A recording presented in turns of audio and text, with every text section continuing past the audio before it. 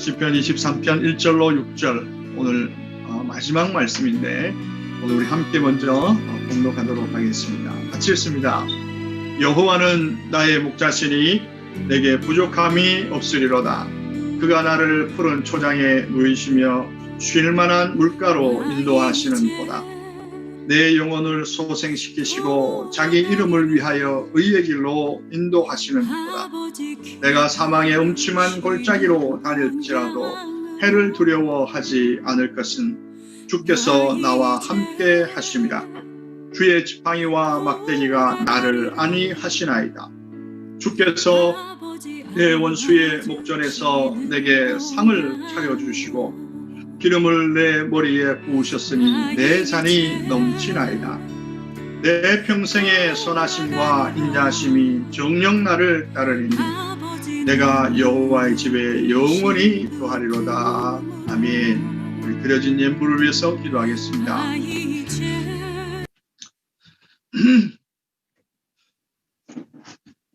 오늘 말씀의 제목이 내 아버지 집입니다. 아마 고향에 대한 그리움 또 가정에 대한 그리움은 모든 사람이 가지고 살아갑니다. 특별히 저를 돌아보면 방학이 되면 서울에서 안동집으로 늘 가는 게 이렇게 방학이 되면 하는 하나의 루틴이었습니다. 청량리역에서 무궁화호를 타고 중앙선을 타고 안동까지 가면 보통 5시간에서 5시간 반이 걸립니다. 엄청난 시간입니다. 지금은 고속도로 타면 2시간 반 만에 들어가는데 그 당시만 해도 5시간 반 정도 걸렸습니다. 시골집에 가면 여름이든 겨울이든 가면 놀지는 않습니다. 시골이니까 이런저런 일거리들이 기다립니다. 그럼에도 불구하고 집에 가는 것이 참 그렇게 기쁘고 즐거울 수 없습니다. 왜냐하면 일단 집에 들어서면 엄마 아버지가 이제 굉장히 환하게 환대를 해주시고 그날부터 정말 진수성찬이 아침 저녁으로 이제 차려지죠. 방학 기간 집에 가가지고 몸조리를 하고 몸을 다시 이제 이렇게 건강을 회복한다든지 아니면 영양을 보충하고 나와야 이제 다시 이제 개학이 되면 서울 올라가서 공부를 하곤 했습니다.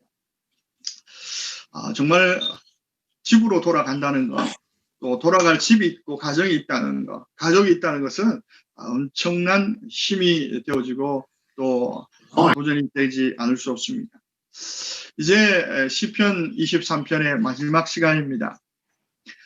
시편 기자인 다윗은 시작부터 하나님께서 자신의 인생의 목자가 되셔서 인생의 여러 과정을 거치면서 수많은 경험을 하였다고 고백합니다.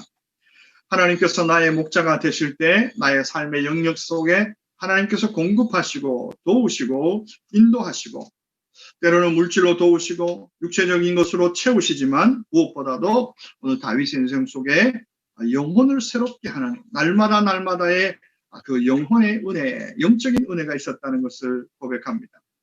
때로는 사망의 음침한 골짜기로 하나님께서 인도해 나가시기도 하셨지만 그 골짜기 안에서 하나님이 어떻게 보호하시고 하나님의 능력은 무엇이며 하나님은 어떤 지금 마음과 생각을 갖고 계시는가 그 어느 때보다도 하나님을 깊이 알아갔던 그런 시간이었음을 고백합니다. 이것이 4절까지였고 5절을 시작하면서 오늘 시편 23편은 어쩌면 클라이막스와 같은 그러한 장면을 목독하게 됩니다.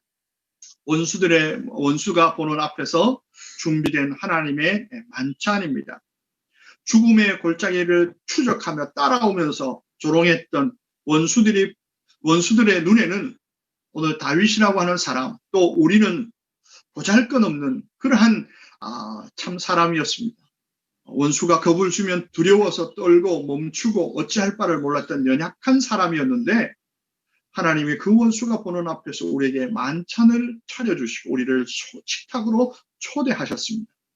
바로 이것은 원수의 눈에는 보잘것없이 보인 다윗이었지만 하나님 보시기에는 그 누구보다도 중요한 하나님의 가족, 하나님의 아들이었다고 하는 표현, 또 그것을 보여주는 장면이 바로 하나님의 만찬이었습니다.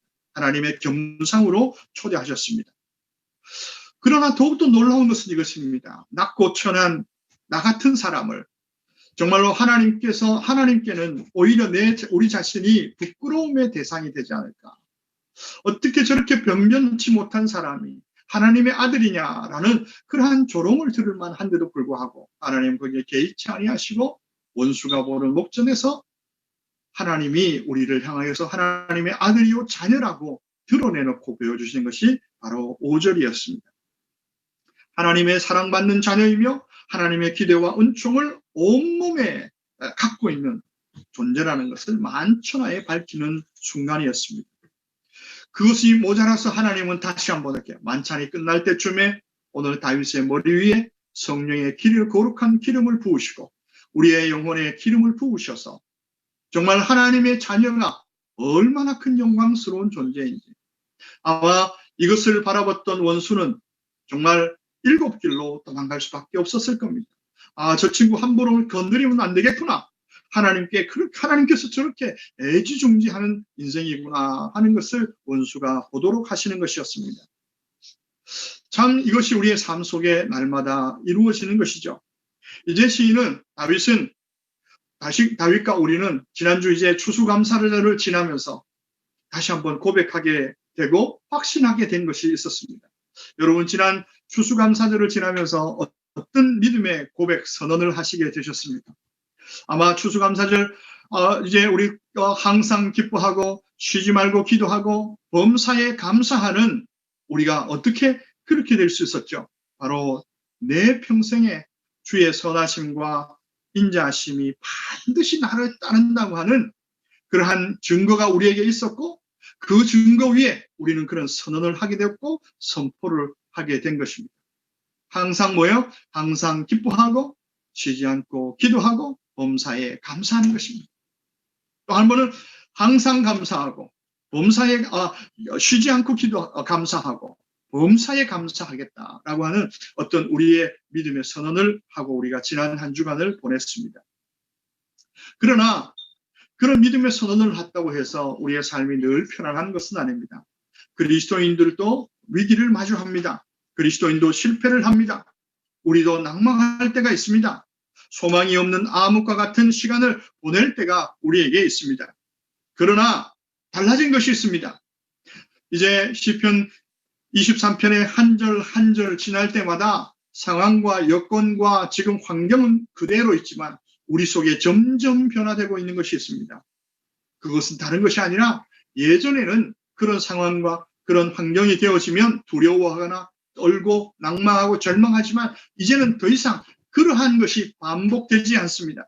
여전히 하나님은 나를 하나님의 목적하신 삶을 향하여서 그 인자하심과 또 선하심으로 나를 끊임없이 이끌고 계시다고 하는 확증이 우리 속에 있는 것입니다. 지난 한 주간 동안 여러분 가운데 바로 이런 하나님의 선하심과 인자하심의 확증으로 평안한 삶을 누리신 줄로 믿습니다.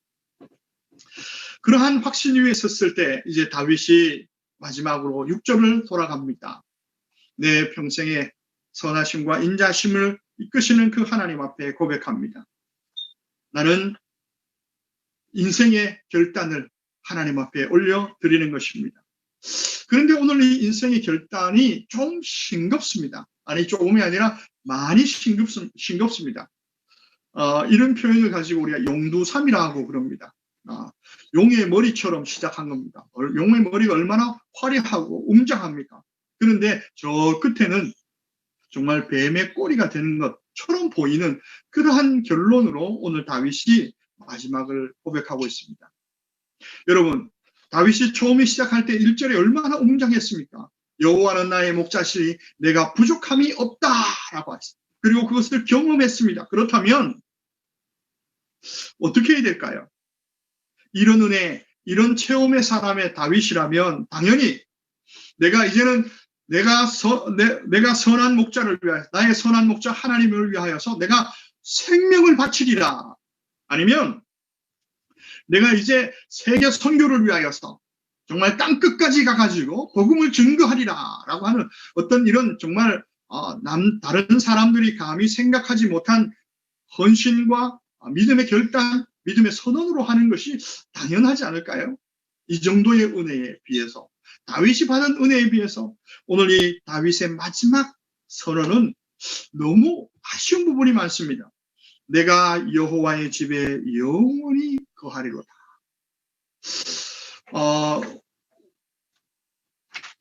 우리가 이런 말을 하죠. 우리 자녀가 어느 정도 돼가지고 부모의 품을 떠나지 않고 여전히 부모의 그늘 안에서 살아가는 그런 사람들을 보고 캥거루족이다, 그렇게 이야기합니다.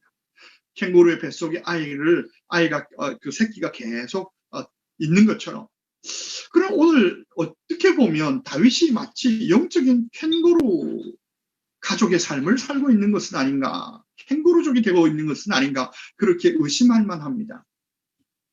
나는 여호와의 집에 영원히 거하리로다 하는 것입니다.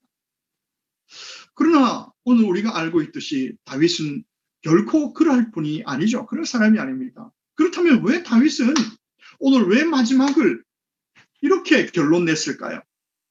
누구보다도 더 풍성한 하나님의 역사와 권능을 경험한 다윗이 왜 이렇게 했을까요? 이것을 이해하기 위해서 오늘 다윗이 고백한 여호와의 집에 대한 이해가 우리에게 필요합니다.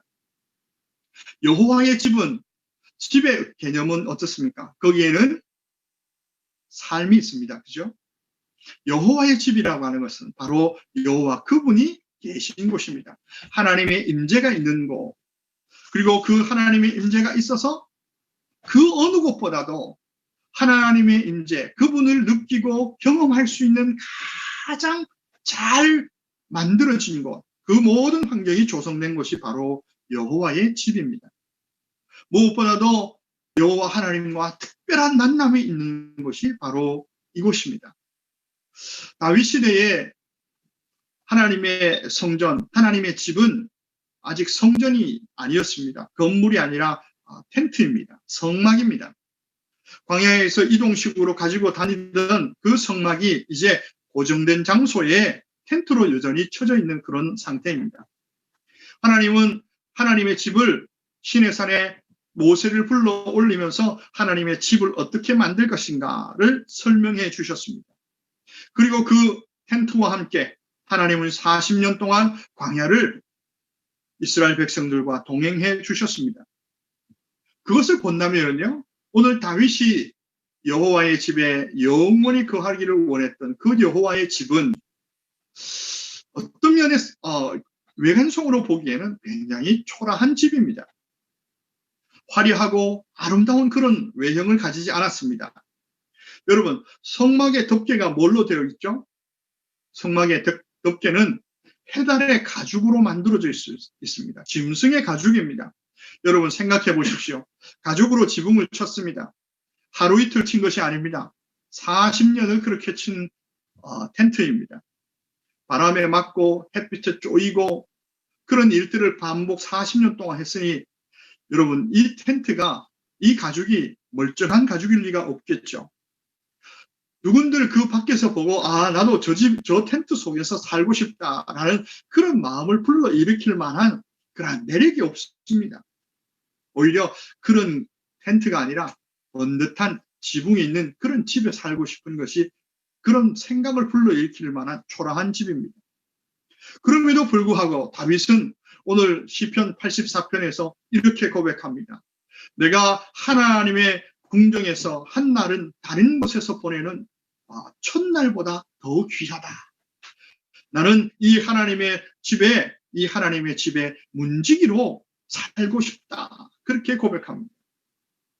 여러분, 그 천막이 무슨 매력이 있어서, 그 천막이 무엇이 있기에 오늘 다윗은 그 모든 그 부귀와 영화를 누렸던 다윗이 그 천막에서 누리는 시간을 더 귀하고 소중하게 여겼을까요?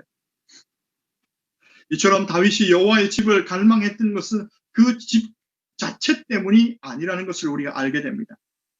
그 집에서 가장 가까이 만날 수 있는 하나님 그분 때문이었습니다. 여호와의 집, 그 집에 가면 그분이 계시기 때문입니다. 비록 겉에는 초라한 텐트에 불과했지만 거기에는 언제나 거룩한 하나님의 임재가 있고 이 세상 어느 것보다도 살아계신 여호와 하나님을 가장 잘 만날 수 있는 곳이 바로 그것이었기 때문입니다. 그의 전능하심을 체험할 수 있는 곳이 바로 여호와의 집, 그 집이었습니다. 그래서 다윗은 오늘 그가 왕으로 부귀와 영화를 누리는 그 순간에도 여호와의 집, 그 집을 향한 그의 간절한 마음을 멈출 수가 없었습니다. 성막은 겉모습은 초라하지만 사실은요, 그 속에 들어가면 굉장히 화려합니다. 우리가 알고 있던 것처럼 거기에 있는, 어떻게 해요? 오늘 거기에 있는 그 막들은, 회막들은 또 칸막이들은 청색, 홍색, 그리고 자색 실로 또 그리고 기둥들은 금으로 치장된 그러한 거룩한 성막이었습니다. 겉보기와는 다르게 그 안에 들어가면 완전히 다른 그러한 세상이 펼쳐지고 있는 것입니다. 누구도 그 속에 몸소 그 성막 안에 들어와 보기 전까지는 그저 칙칙하고 참 아무 재미도 없고 그냥 무덤덤한 그런 청막에 불과합니다. 그러나 그 안에 들어가는 순간 생각은 달라지고 경험은 달라지게 되는 것입니다. 오늘 마치 이 성막은 오늘 예수를 믿고 교회 생활을 시작하고 신앙 생활을 시작한 오늘 우리의 삶의 모습과도 굉장히 비슷한 면이 있습니다. 얼핏 보면 오늘 그 성도들의 삶도 이렇습니다. 우리의 성도들의 삶도 예수 믿고 나서 우리의 외형이 또 우리의 환경이 하루아침에 확 바뀌는 것이 아닙니다. 아무것도 바뀌지 않은 것처럼 보입니다. 여전히 초라하고 볼품없이 보일 수 있습니다. 우리가 신앙생활을 돌아보면 어떻습니까? 우리 교회 생활을 돌아보면 참 이런 때가 많지요. 다른 사람들의 눈에는 지루하게 보일 수 있습니다. 어떻게 매주 또 정말 공휴일에도 더 열심히 또 주일날 쉬지 않고 어떻게 가서 예배를 드릴까? 또 주일날 더 열심히 하면 더 많은 것들을 얻을 수 있는데 어떻게 하루를 쉴 수 있을까? 주일은 주일대로, 공휴일은 공휴일대로 또 우리의 시간을 내어서 서로 섬기고 돌보고 하나님 앞에 예배하는 그런 성도의 일상을 보면 세상 사람들이 보기에는 참 답답하기 그지 없습니다.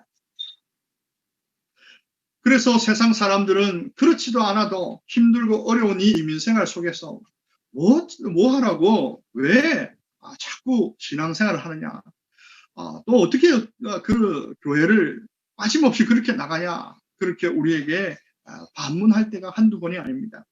그러나 그 속에는 우리가 나누는 하나님과의 교제, 그리고 하나님과의 만남, 그리고 그 안에서 만나고 서로 교제하는 성도의 교제, 하나님이 우리에게 주시는 기쁨과 성도들 사이에 있는 섬김의 기쁨이 우리 속에 있는 것을 아직 세상은 잘 모르기 때문입니다. 우리의 수고와 그런 섬김을 통해서 누군가 점점점 하나님을 알아가고 누군가 점점 하나님의 복을 누려가고 하나님과 더 깊은 사귐 속에 들어가는 그 행복함을 발견하기 전까지 오늘 우리는 여전히 회막의 겉모습을 보는 것처럼 신앙생활의 겉모습만 보게 됩니다. 하나님의 집에는 하나님을 체험하지 못한 사람들이 알 수 없는 아주 독특하고 깊은 즐거움과 기쁨이 있습니다. 거기에 성도의 힘이 있습니다. 거기에 성도의 능력이 거기에 있는 것입니다. 하나님의 살아계심의 풍성한 은혜는 하나님의 집에서 가장 잘 발견됩니다. 하나님께 대한 넘치는 사랑과 또 체험적인 신앙, 가장 잘 고백하고 그것이 가장 잘 나눠지는 것이 바로 교회이기 때문입니다. 하나님의 집이기 때문입니다. 하나님의 은혜를 깊이 체험하고 그 은혜와 사랑에 사로잡혀서 하나님을 아버지로 모시고 또 그 하나님을 중심으로 성도들이 모여 있는 곳, 바로 그것이 교회이고 바로 그것이 하나님의 가정입니다.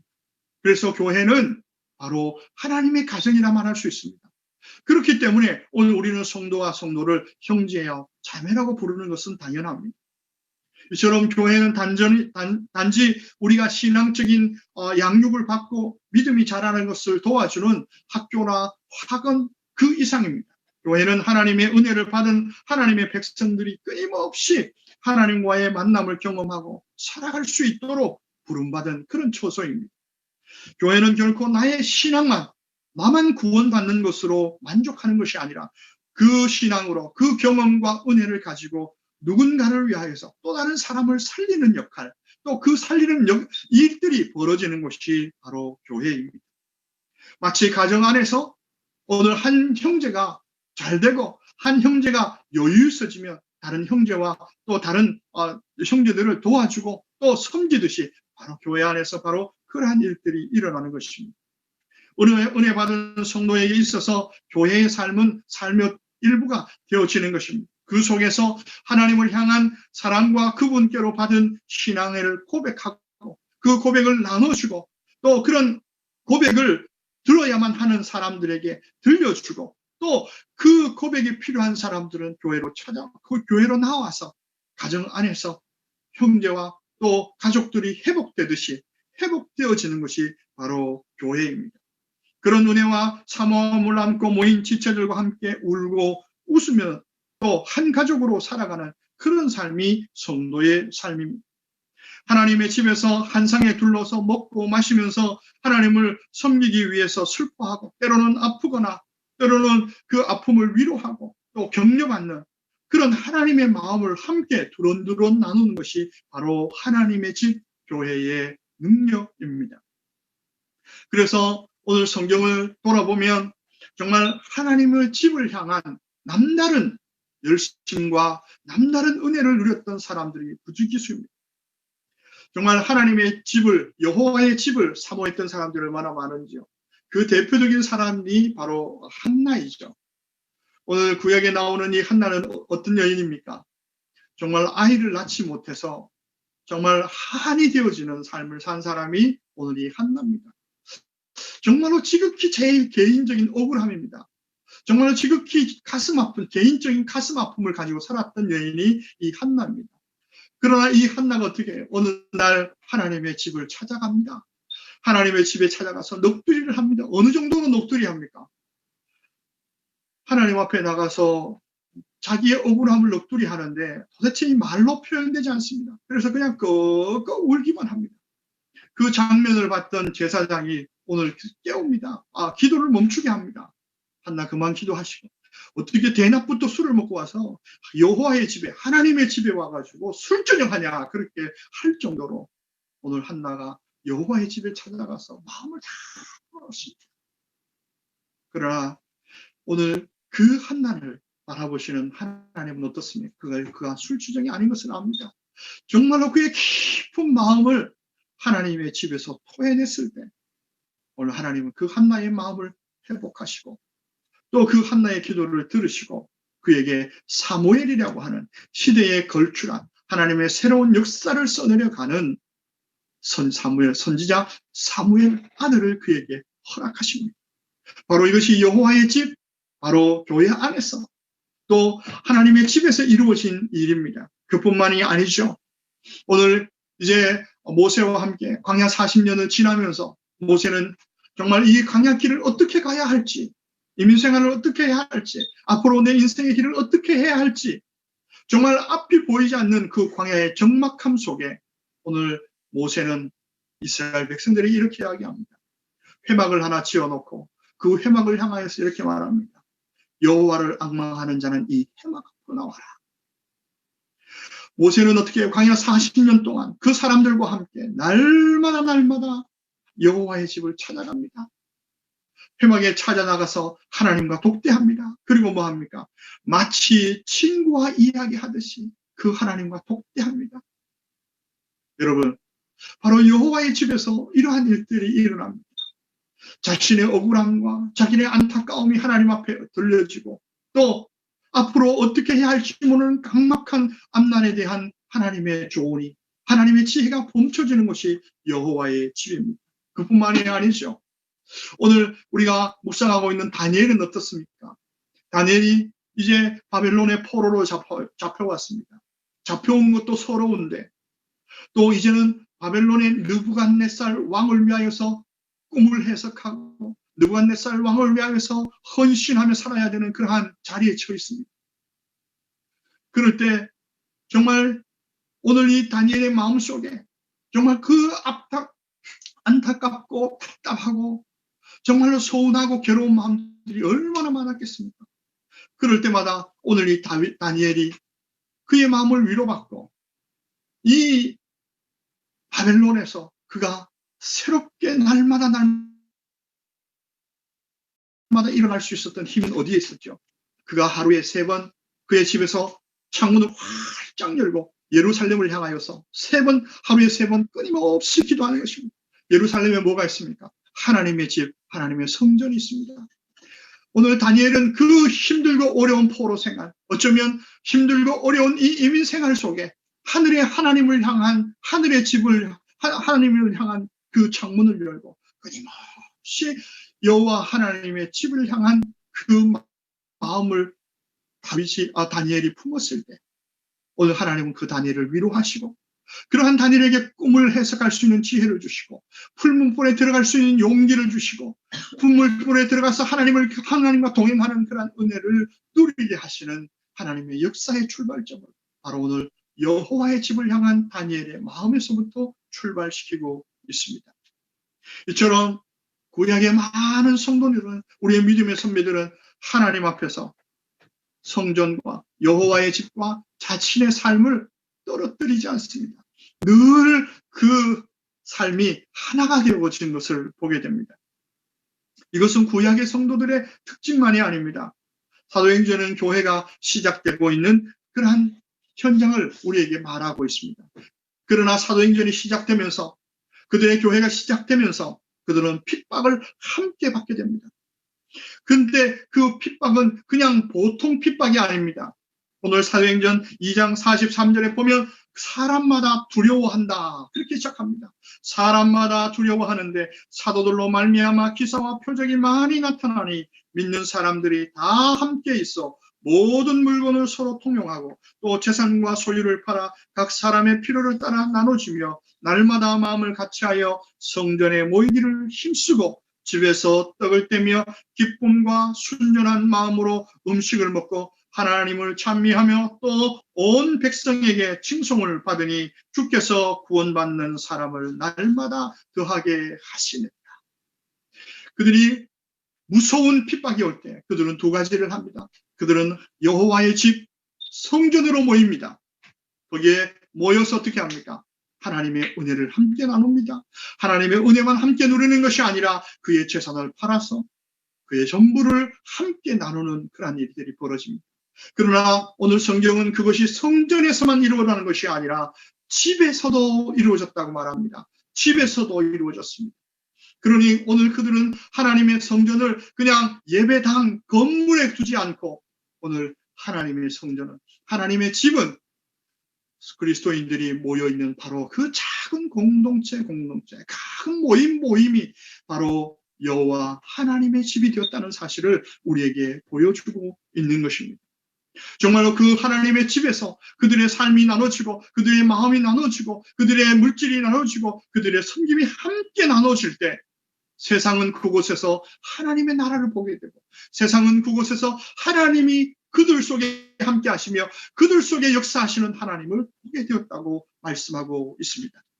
그래서 하나님께서 이 땅에 교회를 세우시고 또 우리에게 주신 가장 큰 축복은 바로 그 교회 안에 그리스도의 안에서 모인 그리스도 위에 세워진 이 교회를 통하여서 하나님이 하나님의 가족으로 우리를 부르셨다고 하는 사실입니다. 이 가족이라는 개념, 오늘 이 가족이라고 하는 의식이 우리에게 없을 때, 그것을 갖지 않을 때 신앙생활은 매우 힘들게 됩니다. 특별히 성도의 교제는 부담스럽고 또 섬김은 불가능해집니다. 뿐만 아니라 그것에 멈추는 것이 아니라 그것이 멈춰졌을 때 오늘 이 땅에서 우리는 하나님을 세상 가운데 보여줄 수 있는 모든 수단을 잃어버리게 되는 것입니다. 참으로 이기적이고 계산적인 세상살이에 익숙해져 있는 우리에게 자신의 삶을 다른 사람과 나눈다는 것 자체가 너무너무 힘듭니다. 정말로 오늘 우리에게 정말 파괴된 것은 우리의 모든 관계 속에 우리는 누군가를 살리고 누군가를 돕고 누군가를 부여하기 위해서 열심 있게 살아갈 수 있는 그러한 능력이 우리 가운데는 없습니다. 죄가 우리로 하여금 그 모든 능력들을 사라지게 했습니다. 이기적인 우리가 되도록 하는 것이 바로 죄의 결과입니다. 그러나 오늘 우리가 예수 그리스도 안에서 복음으로 거듭나고 하나님의 은혜로 거듭나고 성령으로 거듭나고 말씀으로 거듭날 때 우리는 비로소 하나님께서 우리를 만드셨던 최초의 모습을 회복하게 되는 것입니다. 바로 상대방을 이용하거나 비난하거나 책임을 떠맡기는 이타적인 관계로 전락해 버렸던 우리가 이제는 다른 사람들을 누군가를 섬기기 시작하게 되는 것입니다. 하나님은 우리를 다시 하나님의 계획 가운데로 살도록 우리를 구원하신 것입니다. 인생의 참된 가치와 또 기쁨을 서로가 나누고 채워주는 축복을 되돌려 놓는 그러한 인생으로 살아가도록 우리를 구원하신 것입니다. 그래서 오늘 하나님은 우리에게 교회를 주시고 그 교회를 하나님의 가족이다, 여호와의 집이다 그렇게 말씀하신 것입니다. 우리는 모두가 가시가 있고 연약함도 있습니다. 또 우리는 때때로 정말 고집스럽고 못된 성질머리들이 오늘 우리 속에 있습니다. 그러나 우리는 서로가 하나님의 자녀로서 형제와 자매로서 그리고 영적 부모와 자녀로 서로를 돕고자 세워자 돕기 위해 부르심을 받은 하나님의 가족이라는 사실을 우리는 잊지 말아야 합니다. 그럴 때에 오늘 하나님은 예수 그리스도 안에서 복음 안에서 가족보다 더 가족다운 가족을 이 땅 가운데 세워 나가시는 것입니다. 다윗이 이제 마지막으로 고백합니다. 여호와의 집에 영원히 거하리로다 라고 하는 의미는 바로 여기에 있습니다. 여호와의 집에 거하여서 나는 나만 호의호식하겠다라는 것이 아니라 그 여호와의 집에 누가 모입니까? 그 여호와의 집에 누가 있습니까? 다윗보다 못한 사람이 있습니다. 아직도 다윗이 경험하지 못한 그 은혜를 필요로 하는 사람이 그 여호와의 집에 누군가 있기 때문에 다윗은 더 깊고 풍성한 그 하나님의 누린 그 자신이 여호와의 집에 머물면서 그 누군가를 다시 한번 살리고 다시 한번 예수의 생명을 통하여서 그를 일으키기 위하여 그는 여호와의 집에 머무르겠다, 살고자 하는 간절함이 있었다고 하는 사실입니다. 이제 우리가 이제 현장 예배를 기다리고 있는 가운데 있습니다. 예, 맞습니다. 우리에게 현장 예배가 필요합니다. 그러나 그 현장 예배가 우리에게 왜 필요합니까? 필요한 이유가 있다면 왜일까요? 다른 것이 아닙니다. 우리가 다시 얼굴과 얼굴을 맞대고 우리가 여호와의 집에 모여서 여호와의 가족, 하나님의 가족으로 오늘 다윗이 섬겼듯이 오늘 또 우리가 우리 성도님들 한 분 한 분을 그런 마음과 심정으로 섬기기 위하여서 우리는 이 현장 예배를 사모하고 기다려야 합니다. 여호와의 집에 영원히 거하리로다. 이것은 다윗의 고백만이 아니라 성경 전체에 있는 성도의 삶의 목적입니다. 오늘 우리는 로마서를 성경 중에 성경이라 이야기합니다. 그러나 그 성경의 로마서의 구성을 보면 참 흥미롭습니다. 로마서의 1장부터 4장까지는 구원에 대한 이야기입니다. 우리가 구원을 받아야 될 필요성과 어떻게 구원을 받을 수 있는지 하나님이 마련해 놓으신 구원의 길을 제시합니다. 그리고 이제 5장부터 8장까지는 그렇게 구원받은 우리가 어떻게 하나님 앞에서 개인적인 성숙, 개인적인 더 풍성함을 누릴 것인가에 대한 설명입니다. 그리고 12장부터 16장까지 가장 긴 장 동안에 오늘 바울은 무엇을 이야기하냐면 그렇게 성숙한 성도, 그렇게 하나님의 은혜를 누린 성도, 그렇게 하나님의 말씀에 충만한 성도가 이제는 교회 안에서 공동체를 이루어서 하나님의 가정, 하나님의 가족, 하나님의 집을 어떻게 세워나가야 할지 그 이야기를 무려 4장에 걸쳐서 오늘 바울이 설명하고 있는 것입니다. 결국 어떻게 해야 되는 것입니까? 오늘 신앙생활이라고 하는 것은 내가 하나님 앞에 구원받는 것이 만족이 아니라 구원받은 내가 누군가를 사랑하고 누군가를 섬기며 그 삶을 통하여서 하나님의 교회, 하나님의 가족, 하나님의 집을 더욱더 풍성하게 하는 것입니다. 그런 의미에서 그리스도인의 구원은 개인 구원에 그쳐서는 안 됩니다. 그 은혜와 그 축복을 가지고 하나님의 가족으로서의 살아가야 합니다. 우리가 기쁘고 즐거운 일을 만났을 때 여러분 제일 먼저 달려가는 것이 어디입니까? 가정입니다. 가족이 있는 것입니다. 또한 우리가 슬프고 힘들고 어려울 때 가장 먼저 생각나고 가장 먼저 달려가는 것이 어디입니까? 가족이 아닙니까? 바로 오늘 우리가 이 땅에서 이루어야 할 바로 사명, 구원받은 이유, 바로 목적이 바로 여기에 있습니다.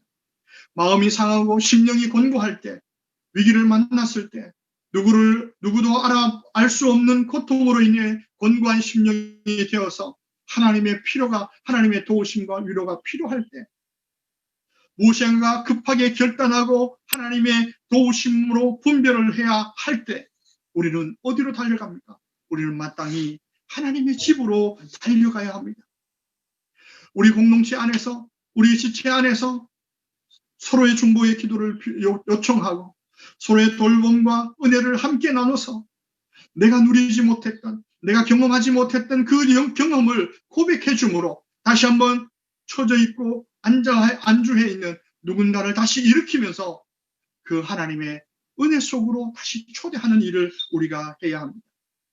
우리는 바로 하나님의 교회, 하나님의 집에서 위로하심을 맛보고 새로운 용기를 얻게 되는 것입니다. 바로 이것이 우리가 이 교회를, 즐거운 교회를 이룬 목적이고 가야 할, 또 이루어야 될 목표입니다. 오늘 우리 마음속에 아직도 우리가 그런 하나님의 집, 그런 여호와의 집이 될 수 없는, 또 여호와의 하나님의 가족으로서 가지 못하고 있는 불편함과 아쉬움과 안타까움들이 오늘 우리 속에 있습니다. 이제는 우리가 그 안타까움을 이제 안타까움으로 간직하지 말고, 이제는 시편 23편이 나의 고백이고 정말 그 여호와가 나의 목자시라면 다시 한번 용기를 내시고 다시 한번 우리 힘을 내어서 다시 한번 그 여호와의 집, 그 하나님의 집을 함께 이루어 나갈 수 있는 즐거운 교회 모든 성도님 되시기를 주님의 이름으로 축복합니다.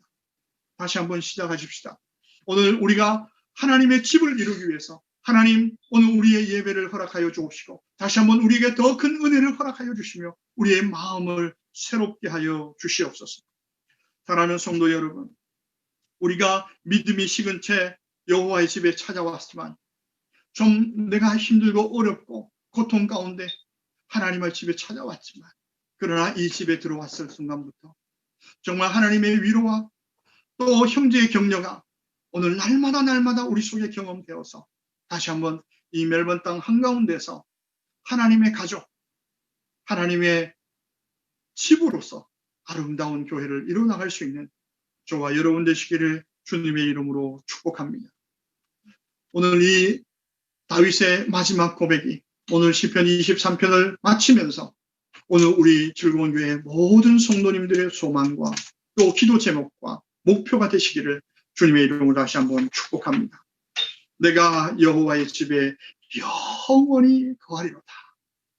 오늘 그 가정, 그 집을 만들어 나가는 일에 저와 여러분이 함께 갈 수 있기를 주님의 이름으로 축복합니다. 이 시간 우리 함께 같이 기도하도록 하겠습니다.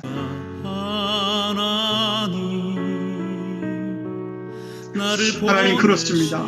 지난 긴 시간 동안 시편 23편을 묵상하고 또 23편을 우리 함께 나눴습니다. 하나님, 오늘 이 시편 23편의 고백을 가지고 또 이 시편 23편에 통하여서 또한 우리의 삶 가운데서 이 시편 23편을 누리게 하셨던 그 많은 은혜를 가지고 다시 한번 우리 지체를 세우게 하여 주옵소서. 하나님의 집을 세우게 하여 주옵소서. 하나님의 가족 공동체로서 세워나가는 역사가 우리 가운데 있게 하여 주옵소서. 한나와 같은 슬픔, 오늘 또 아버지 하나님 광야와 같은 답답함, 오늘 다니엘과 같은 하나님 소로움과 안타까움, 아버지 하나님 그리움이 오늘 이 교회 가족 안에서 하나님의 집 안에서 쏟아져가지고 채워지는 일이 아버지 하나님 감사합니다. 아버지 하나님, 오늘 이 시편 23편 아버지 하나님 마칠 수 있도록 인도하여 주시고 아버지 하나님 이 시간을 통하여서 알게 하시고 깨닫게 하시고 도전하게 하시는 하나님의 은혜 시간들을 감사합니다. 아버지 하나님 오늘 다윗이 아버지 여호와는 나의 목자로 삼고 그의 평생을 살았으니 참으로 아버지 그가 놀라운 하나님의 은혜를 경험하고 그에게 아버지나 놀라운 하나님의 말씀을 지시고 하나님께서 저를 돕고 인도하셨던 수많은 하나님의 은혜를 가지고 아버지 하나님 그런 세상을 향하여 달려나 나가지 아니하고 당신 고백합니다. 내가 영원토록 여호와의 집에 거하리라 고백합니다. 살아계시고 역사하시는 아버지 하나님 오늘도 아버지 하나님 오늘 이 고백 속에 아버지 오늘 즐거운교회 모든 성도님들이 참여할 수 있도록 하나님 도와주시옵소서.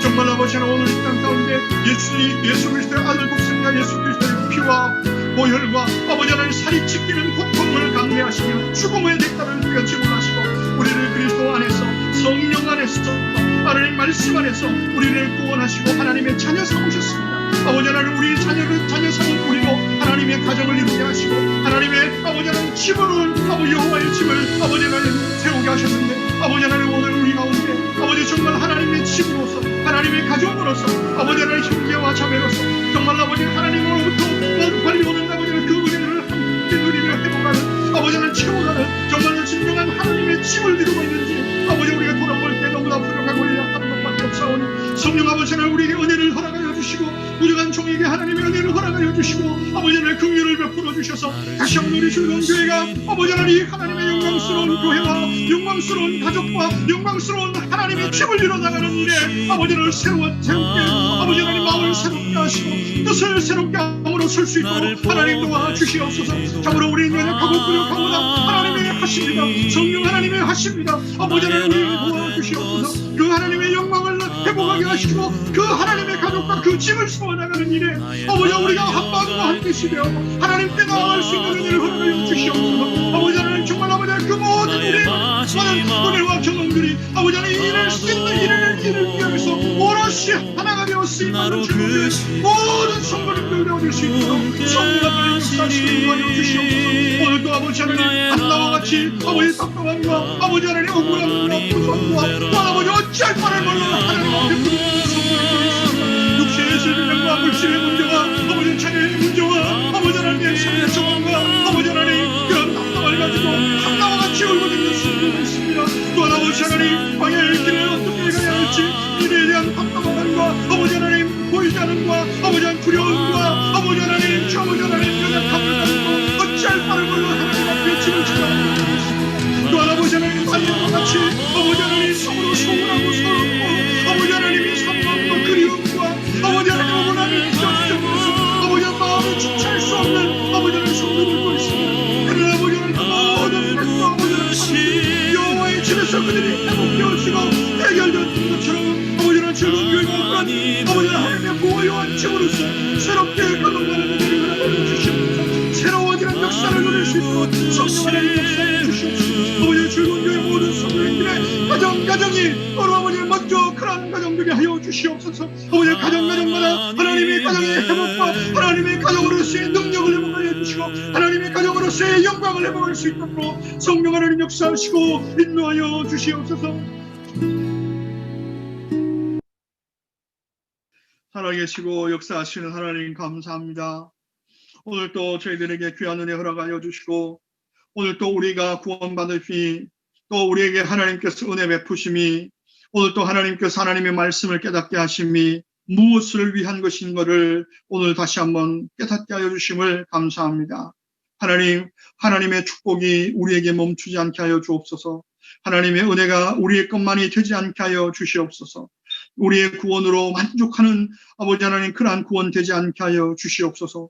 다윗이 오늘 또 하나님의 그 모든 영광을 끌어안고 지치고 힘들어하고 낙망하고 절망하는 여호와의 집, 하나님의 가정 안에 있는 하나님의 가족을 향하여서 그가 발걸음을 옮겼던 것처럼 하나님 우리에게 주신 그 모든 은혜를 가지고 먼저 하나님의 가족으로 부름받은 즐거운 교회 성도 한 분 한 분들을 다윗과 같은 마음과 심정으로 세워나가는 저희들에게 하여 주시옵소서. 그러한 가정이 되게 하여 주시옵시고 그러한 하나님의 가족들이 되어질 수 있도록 성령 하나님 우리를 인도하여 주시옵소서.